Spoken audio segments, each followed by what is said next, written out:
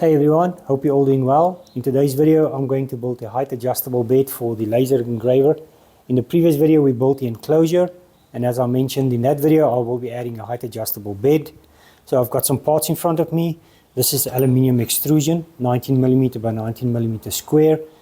We'll use this for the subframe. I've got some 3D printed parts that we will use for assembly, and some 3D printed gears that will slide over the threaded rods and help with the mobility. Got some bearings for easy movement, and also a stepper motor that will drive the entire bed up and down via the timing belt. Let's go ahead and assemble this and give it a test run once it's assembled.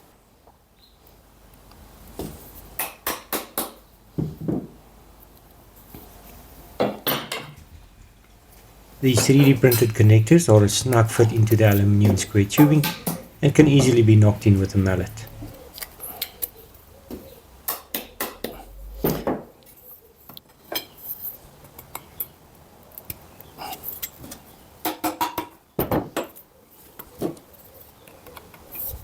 So that's the bottom frame and the top frame, and in between the two frames we'll add the threaded rod that will help with the movement of the bed. So as I mentioned, the bottom frame has holes that will be for the bearings.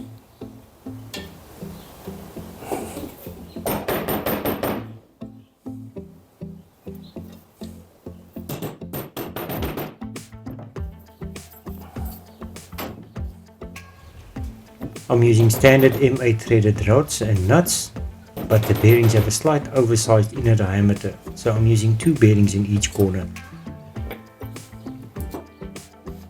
I'm doubling up on the bearings to give me more stability on the rod.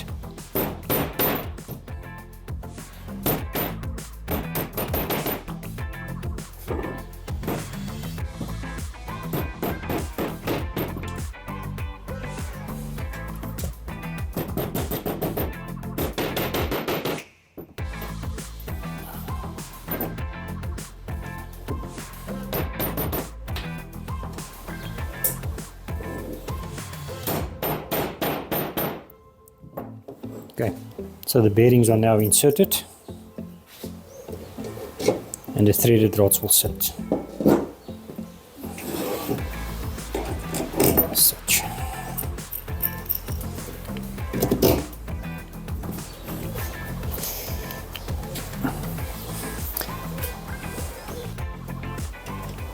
So these nuts will be pressed into this connector.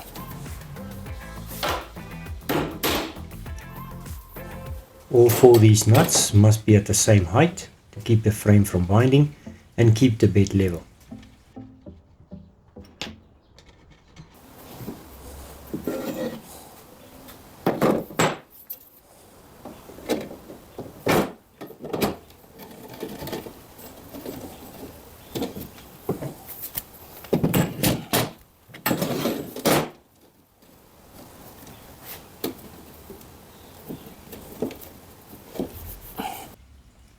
I'm using an M8 tab to cut threads into the plastic gears to thread the rods through.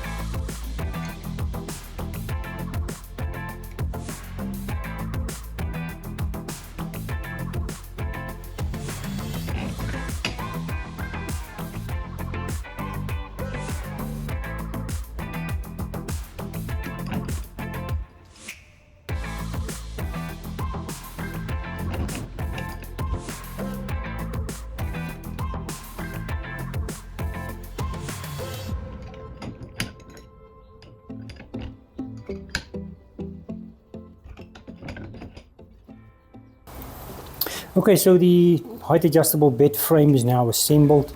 I added the 4 threaded rods into each corner connected to the bearings. I also threaded on the 3D printed gears for the motion. I tested it with the belt and it seems quite smooth. Okay, so the next step then will be to add the stepper motor. The idea here is to have the bed motorized for the up and down motion driven by the stepper motor and the timing belt. I designed and 3D printed this bracket for the motor to be mounted on, and as you can see, it's got slots. These slots will enable me to move the motor back and forth or left to right to take up the tension of the belt. I also added 2 idler pulleys for the belt in-feed and out-feed through the motor. The timing belt will be fed through the bracket like this, onto the motor gear and over the idler pulleys, and then mounted on the subframe like this. I then ran the belt on all gears and pulleys to simulate the drive and test if the bed moves up and down freely, and I was happy to see that it did.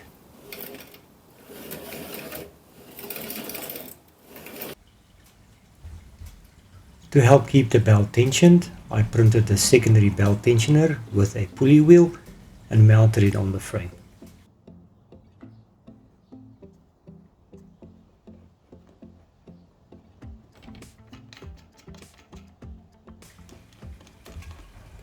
To join or splice the timing belt, I removed on one end half the rubber until the fibers were visible, and on the other end I removed the teeth until the fibers were visible. The easiest way to remove the rubber was to sand them gently on the belt sander. I tried a utility knife and even my sharp chisel. I then glued the 2 ends with contact cement and made sure the teeth are still aligned by using the belt as an indicator. Then clamped it and left it overnight to dry.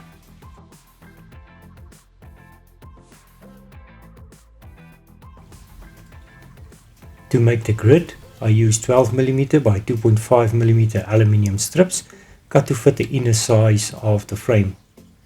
To support and keep these grid pieces in place, I used 6mm MDF and cut evenly spaced 12mm deep slots on the miter saw. I then glued these support pieces into the frame and installed the strips. They can easily be removed if needed and will support the workpieces while engraving just fine.